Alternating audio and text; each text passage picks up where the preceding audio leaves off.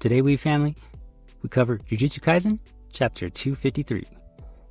They had the cover of Shonen Jump this week to celebrate 6 years of publication. JJK killed it on the cover, as well as an incredible double page of the moment Maki drove her katana through Sukuna's heart. To start off chapter 253, we have two faces we have all misseen as they discuss who is the strongest grade 1 sorcerer, and as to know strength, one must ask the strong. We start with Mei, stating, well, that would have to be Kusakabe. Nanami breaks it down logically, stating, it is dependent on the situation, but I believe that to be Kusakabe-san. Although, that's merely my personal opinion. Our long-lost sensei chimes in, it's gotta be Kusakabe-san, don't you think? Well, I guess it's a different story if we count the big three families. I would have to assume Naobito is who he's referencing, since with Nanami being alive and well, this was clearly pre-Shibuya. So, as well, Naobito would be alive, or maybe even Naoya would give him some issues too, considering they have the same curse technique. Since the only other option from the big three is Kamo, and we already saw he doesn't say, I'd win. He says, I'd run. The third family out of the big three, the Gojo clan. And unless they've been hiding one, there isn't anybody to compete against Kusakabe, so beats that family by default. As we're obviously not counting special grades. Other names, though, I would have thought they would be considering are Hikari and Todo, but we don't know exactly when this took place, so they could just be on their come-up during this time. Who knows? Kusakabe chimes in, though, saying someone other than me or Usami. And if you're like, who the fuck is that? Well, you are not alone. And depending on the translations, though, a phrase like this, it seems more like Kusakabe is saying, it's not me, or this mysterious Usami. But could also be saying, it's not me, it's Usami. Hopefully we get even more details on this down the line. I am sure there's probably already over 1,000 theories about it, but my guess, JJK did it just to fuck with us.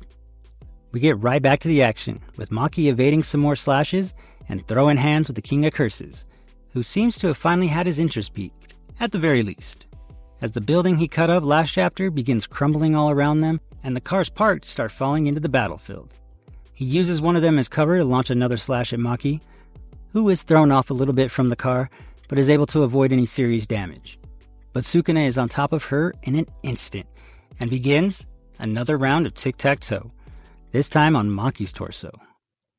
Sukuna's attention turns behind him, though, as we see Ino activating his auspicious beast technique, version Gaichi, to launch a cheeky spike right at Sukuna, but as always, he is 3 steps ahead and sends some slashes and follows it up with a body-shattering kick so hard it probably killed all 4 of his auspicious beasts. Just look at that face! Sukuna, though, quickly realizes something odd about their encounter.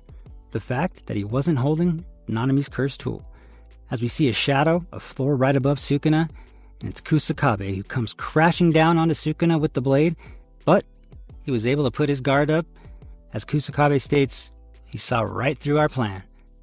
Sukuna then slams Kusakabe up against the wall. Lucky for him, though, Maki is already back, and she absolutely rocks Sukuna multiple times as we see him still bleeding from his heart, with trails of blood all down his abdomen and pants.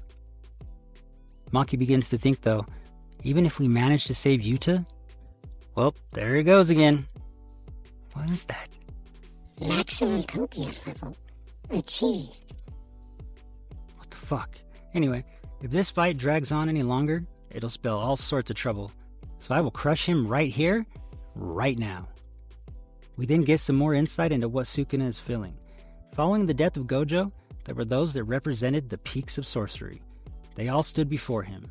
Kashimo, Higuruma, and Yuta fucking Akotsu, bearing their own uniquely honed fangs. However, they amounted to nothing more than just appetizers for the beast. Which is such a wild but also very true statement. But who truly roused his pants, hunger, was none other than Maki Zenin. The one who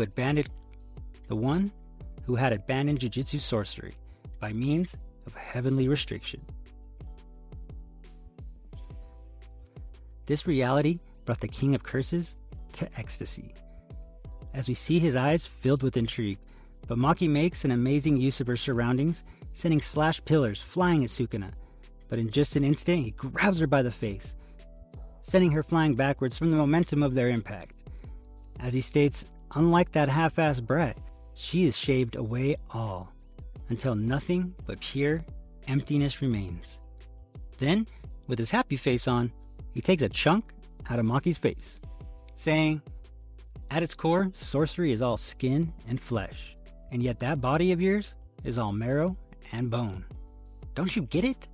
Your very existence denies what it means to be a sorcerer." As we see Sukuna's face is still bleeding and messed up from the so-called half-assed brat. So bitch. He tells Maki the outcome of this fight will prove which is more worthy to develop, the sorcery or the body. Maki then notices that for some reason, he has stopped using reverse curse technique to heal himself. But then he grabs a hold of her blade, once again using his miniature-sized cleave saws. As he states excitedly, "This is a first. You are the only one who has ever forced a roll upon me." But his hand starts emitting those sparks of black, as on the next page he lands a monstrous black flash, dividing even the manga panel as JJK perfectly illustrates this amazing attack for us from 3 different and unique points of view, as he knocks her straight into the shadow realm. And no, I don't think she's dead. You know, she said it best. Give her 5 minutes, she'll be alright. We then transition over though to see Kusakabe's eyes widening as he states, "Wait, what? You are kidding me. There's no way I'm the last one left." He then asks the question we are all wondering, where the fuck is our MC Itadori and Big Bro Choso? Is he still figuring out what he has to heal? Then Kusakabe says something we all know, Mei ain't about to risk her life, not unless there's the biggest bag of money in history on the line. But she probably already is getting the biggest payday ever from this live stream, so as long as she monetized properly, that is, of course. But back to what matters. We see Sukuna is zooming off that black flash, as the sparks are still emanating from his hand, and we get Kusakabe keeping it a full buck with us, as he lets us know, "I was planning on getting the fuck out of here like Kamo. It was clear we had no chance. Now that we have made it this far, I don't really have a choice, do I?" Yeah, that ship docked, boarded, set sail, and arrived at its fucking destination. And his face says it all. Is this really happening? Me? Versus Sukuna? And then, just to add to the all hope is lost vibe, even the editor's note has nothing to say aside from, well, wait, is this happening for real? Good chapter overall, but definitely not the direction myself or anyone else I saw predicted. But who knows? It may not be the matchup we wanted, but very well could be the one we needed. And maybe he manifests a domain in that month, and said domain will somehow prove useful. Or maybe Yuji is still in there, and Sukuna praises him, not realizing it was actually Yuji, and then realizing he praised the brat instantly stops his heart. Or even more crackpot, Yuji can transfer other souls between bodies. And just before Gojo died, the reason it was off screen was because Wee teleported Yuji in with Kusakabe. Yuji swapped their souls into the other body, and now knowing it's Gojo in there, somehow he's even able to transfer his technique into Kusakabe's body, probably since he never had an innate curse technique of his own. And the next chapter starts with him launching a hollow purple sword slash, cutting Sukuna in half and releasing the merger.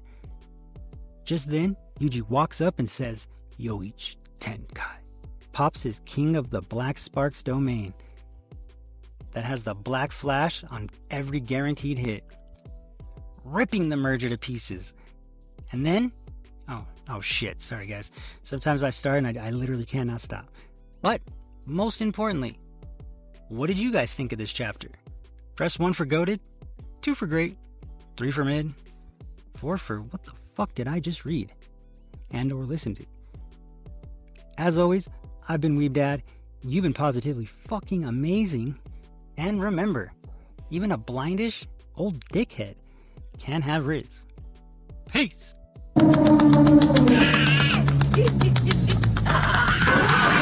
subscribe to my channel.